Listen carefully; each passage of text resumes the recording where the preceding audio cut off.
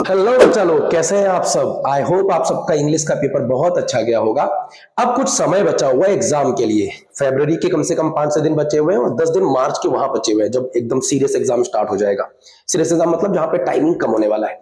तो हमको बहुत अच्छे से इसको यूटिलाइज करना है। कितना प्लान है, कितना पढ़ना है, किसको पढ़ना है, वो ध्यान से इस वीडियो को ध्यान से सुनना। आपकी काफी हद तक प्रॉब्लम सॉल्व हो जाएगी। और वीडियो से जो है जुड़ते रहना, तो मैं सारी जो रिवीजन वगैरह है वो भी मैं कराता रहूंगा। ठीक है, चलो शुरू करते हैं। तो बच्चों, आपकी जो डेट शीट है वो कुछ इस प्रकार से थी। 22 को इंग्लिश था, वो आपने अभी कर दिया फिनिश, ये खत्म हो चुका है। ठीक है, इसके बाद 9 तारीख को डायरेक्ट मैथ्स का पेपर है। जिन बच्चों का मैथ्स का नहीं है, आईपी का पेपर है, वो भी ध्यान से सुने। मैं इसकी स्ट्रेटजी बहुत ही ध्यान से बनाने वाला हूं। देखो, आपके पास अब 22 तारीख का पेपर होने के बाद जब वीडियो आपके पास पहुंचेगी 24 हो चुका होगा। 1 2 3 4 5 6 फरवरी में कितने दिन है? 6 दिन है आपके पास। और इनको ही आपको मैराथन प्लान बनाना है। मैराथन प्लान के लिए आपको इस पूरे 6 दिन को 2 भागों में बांटना है। अच्छा, 2 भागों में बांटने के लिए पहला जो सब्जेक्ट आपको डेफिनेटली करना है, वो करना ही है बच्चों, अकाउंट्स। उसके बाद देखो रिजल्ट आपका, अकाउंट्स भी करनी है और at the same time business studies. अब ऐसा क्यों सर, बाकी क्यों नहीं? देखो बच्चों, जिन बच्चों का तो पेपर, मान लीजिए जिन बच्चों का पेपर मैथमेटिक्स का है ही नहीं, जो मैथमेटिक्स का है नहीं, डायरेक्ट उनका इकोनॉमिक्स का है। फिजिकल एजुकेशन आएगा 12 तारीख को और उसके बाद सीधा इकोनॉमिक्स का पेपर आएगा। उनके लिए डेली वीडियोस बनती रहेंगी, न्यूमेरिकल सीरीज की भी बनेंगी और थ्योरी के काफी हद तक चैप्टर अपलोड मैंने कर दिए। मैं लगातार न्यूमेरिकल डालता रहूंगा और उसको आप अपनी स्ट्रेटजी में डालो और रिवीजन कर लो फटाफट से। बोलो हाँ। चलो, ये समझ में आ गया। जिन बच्चों का आईपी का पेपर है, 1 तारीख से 10 तारीख तक एकदम लग जाना मार्च में आउटस्टैंडिंग तरीके से। बाकी मैं फिर बनाऊंगा एक स्ट्रेटजी और बनाऊंगा। लेकिन अभी आपको इन 6 दिन का यूटिलाइजेशन कैसे करना है अकाउंट्स के। देखो, मैं कुछ टॉपिक लिख रहा हूं। मैं आपको ये नहीं बता रहा हूं कि आपको चैप्टर करना है, मैं ये भी नहीं बता रहा हूं कि आपको सैंपल पेपर पूरा का पूरा लगाना है। नहीं, अभी नहीं लगाना है। आपको अकाउंट्स में कितनी छुट्टी मिल रही है आप नोटिस करो। आपके पास अकाउंट्स में लगभग 4 दिन की छुट्टी है। 19, 20, 21 और 22, 23 को तो पेपर ही है। तो ये 4 दिन हो गया, प्लस 18 को जब आप आते हो तो आधा दिन वो भी मिलता है। उसको हम बोनस समझेंगे और प्रिपरेशन करेंगे। प्रोराटा का एक क्वेश्चन है बेटा, 6 नंबर का इंपॉर्टेंट क्वेश्चन है।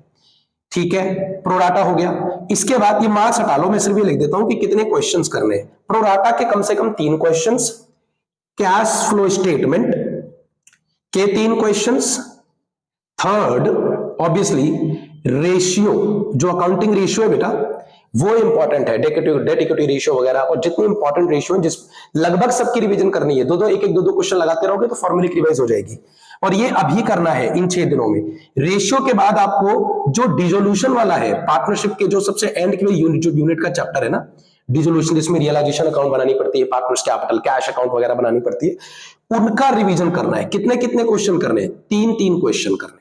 ठीक है, 1 2 3 4। और एक सबसे इंपॉर्टेंट है, वैसे तो बहुत ज्यादा इसकी काउंटिंग नहीं है, 2 मार्क्स में ही आता है, लेकिन जो हेड सब हेड के क्वेश्चंस आते हैं ना, हेड सब हेड के क्वेश्चंस, वो अगर आप आधा घंटा या 15 मिनट, आधा घंटा 1 घंटा भी लगा दोगे ना आप, ये 6 दिन के काम हो जाएगा आपका, मतलब ब्रिलियंट हो जाएगा। 2 से 3 नंबर आपके यूं मिल जाएंगे। बात 2-3 नंबर की नहीं है, बात है कि जब पूरे का पूरा यूनिट में आपके 20 नंबर हो चुके होते हैं ना, और आपको सिर्फ 2 या 3 नंबर के नाते वो यूनिट खत्म नहीं लगता, तो बहुत अजीब लगता है एग्जाम में। बता रहा हूं आपको, प्रोराटा के 3 क्वेश्चन, बड़े वाले क्वेश्चन जो है सीएफएस, रेशियो, डिसोल्यूशन और ये, एंड वन मोर।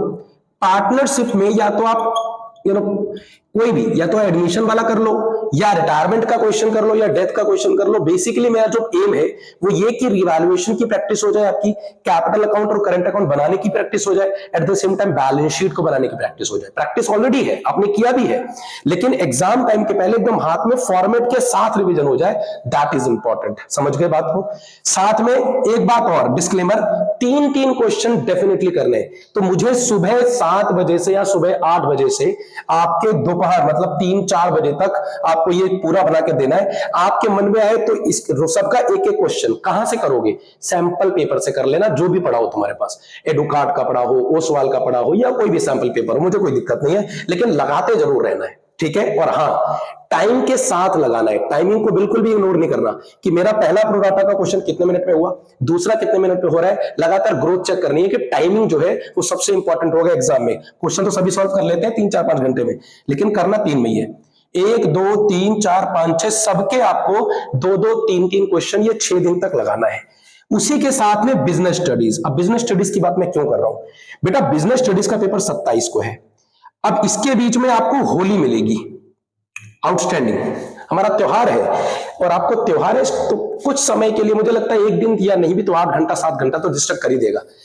ऐसा नहीं है कि आप उसमें नहीं खेलोगे, आप प्ले आउट करोगे, लेकिन क्यों नहीं उसके लिए पहले ही स्ट्रेटजी बनाई जाए, प्लान बना लिया जाए, ताकि वो ज्यादा कंसर्न ना करे। प्लान बना लोगे तो आपके दिल को सुकून, दिमाग को सुकून, हर चीज को सुकून ही सुकून रहेगा। बिजनेस स्टडीज में आप जो सेकंड बुक है, कौन सी बुक है, जो सेकंड बुक है उसे तैयार कर लो। सेकंड बुक में क्या क्या तैयार करना है वो भी सुनो। जैसे सेबी का पार्ट है, सेबी का फंक्शन, सेबी की रिस्पॉन्सिबिलिटी, सेबी के बारे में, मनी मार्केट, कैपिटल मार्केट के बारे में जो डिफरेंस आता है वो इंपॉर्टेंट है।